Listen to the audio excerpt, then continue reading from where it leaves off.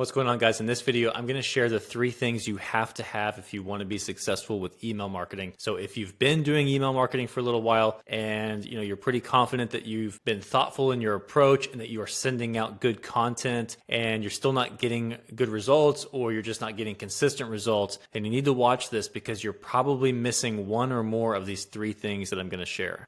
Okay, so I know how frustrating it can be whenever you're not getting great results with your email marketing, because I'm sure maybe you've seen the stats and the research about just how profitable it can be, and how reliable it can be, and you're thinking, well, that's not the case for me. And I know, because I've been in this situation myself many times over the years of working with clients where I could be getting amazing results for all these different businesses, and then I work with another business and it looks like it's going to be a really great project, and the results just are either very hit or miss, or they just can't seem to gain traction. And every single time it was one of the issues, or there existed one of the issues that I'm going to talk about here. And that's really how I've come to this point where it's like, now I wouldn't even work with a business if they're missing any of these 3 things. So the first thing is you have to have a hungry market, right? So you have to be selling something that people already want or need. It's extremely difficult to try to create demand in a space where demand doesn't already exist. I'm not saying that you can't do it and it's not a noble cause, especially if you really believe in the thing you're doing. But just know that it's going to be a lot more difficult to have success with your marketing and sales in that space, because you're trying to create demand where it doesn't exist, which usually takes a lot of time. It takes a lot of education. So this is something where the burden on you to create top of funnel content, so whether that's YouTube videos, blog posts, doing podcasts, whatever, you have to get that message out there, and you have to start to educate people that whatever the thing is that you're selling, that there's actually a problem they may not even know about, and that you do have the solution for that, which again, that just takes a lot of time. So you can't expect people who aren't even aware or don't already have interest in that particular product or service to be very receptive to your emails, because people already don't really like marketing emails unless you, again, are sending them emails about stuff that they already want or need. That's what they're engaging with. They're not engaging with the fact that you just sent a nice email. People don't care to have, cool emails or nice emails just for the sake of getting emails. So that's the first thing, is you got to make sure, again, unless you're just willing to take on that mission, but for a lot of people, you might not have the resources to take that on, and it might make more sense to go into a business where there's already demand and to, have some success there, and then be in a position to where you can invest in creating a new market and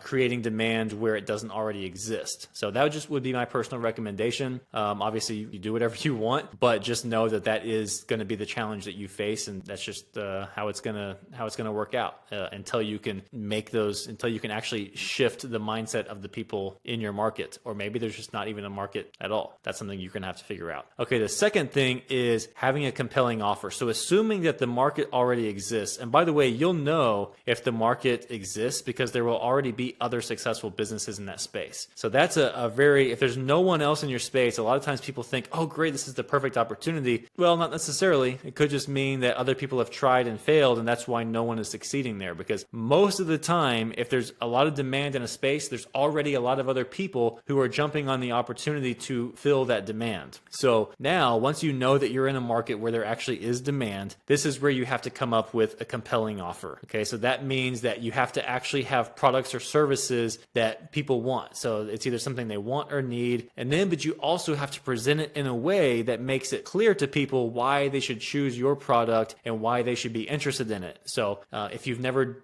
done any work on this as far as how you're positioning your brand, how you're positioning your products, and if you've never done any kind of research on developing buyer personas or a customer avatar sheet or anything like that, where you're really researching who your ideal customers are, what they care about, and how you should describe your offer that would be enticing to them, then I would recommend reading a book called Building a Story Brand, and also reading a book called Positioning. Those would really give you a lot of information and give you some tools and some frameworks you can use to do all of that, and you'll be able to create a compelling offer. But if your offer doesn't align with the market, it's just going to be very, very difficult to sell. And And I've seen this happen. In fact, I had a client I had worked with in the past. They were in a market where there's extremely high demand. I'm not going to go into details, but it was in the pet space. And as you probably know, the pet space is huge, and people absolutely love their pets, and they love to spend money on their pets and buy all kinds of cool stuff for their pets. There's absolutely,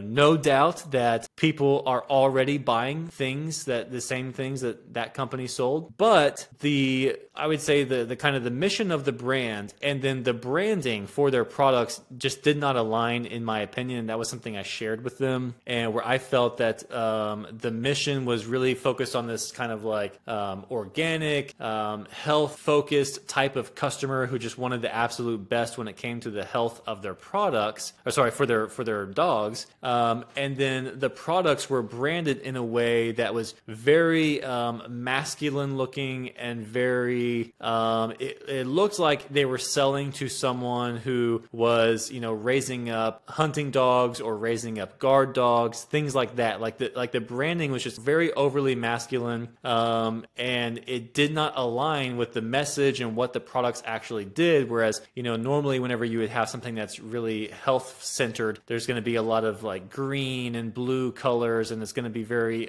light colors, and it's going to be, it's going to look like something that you would find in Whole Foods or in like the health section or a health store, or like in the supplement aisle at PetSmart where they have all the health stuff for dogs, right? As opposed to the area where it's more of like their stuff was, again, very masculine branded, which would be a different section of the store. It just did not align. So, and also the messaging was off, but there's definitely was demand. So that was a big issue. So now, what the case might be for your particular offer is going to be very different, but you want to make sure that you have an offer that actually resonates with your target market and that you are targeting the right people. And the way you'll know if you're getting this right is that you'll be able to generate sales with very low traffic and without having a big social media following. The reason why is because when the offer is presented correctly, your ideal customer, when they see your offer, they're going to know immediately, oh, this is exactly what I'm looking for. And the sales, obviously, you're not going to have crazy sales if you have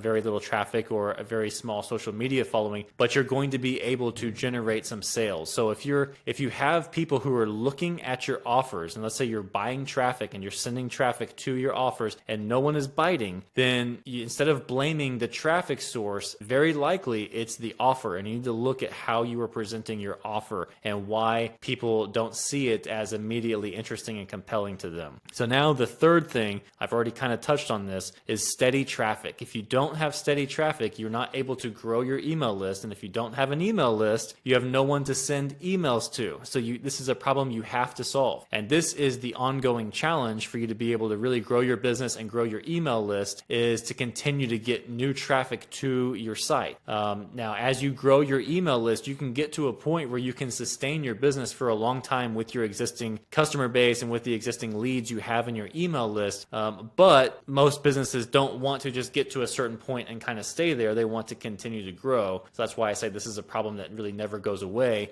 because a lot of times you might hit a point where you just can't seem to break past a certain barrier with one particular traffic channel, and then you've got to find another traffic channel. So this is a problem that a challenge or a problem, however you want to call it, that as you grow won't go away. It will just kind of change. So if your business if you're in a market where there's already demand and you have a compelling offer that people actually want and you're bringing steady traffic to your site, this is where it's going to be, I don't want to say easy, but it's going to be pretty easy to generate consistent sales with your email marketing, because you've got people on your list who already want or need what you're selling. They are specifically interested in what you have to sell, and you have enough of them that just by sending out emails, of course, not everyone's going to be in the market to buy today, but you've got enough of those people there that every time you do send out an email, there are a lot of those people who are ready to buy right then. So if you're not having success with email marketing, look at those three things. Make sure you're in the right market. Make sure you have a good offer. That's usually the biggest problem for people. And then make sure you're generating steady traffic to your website or your business.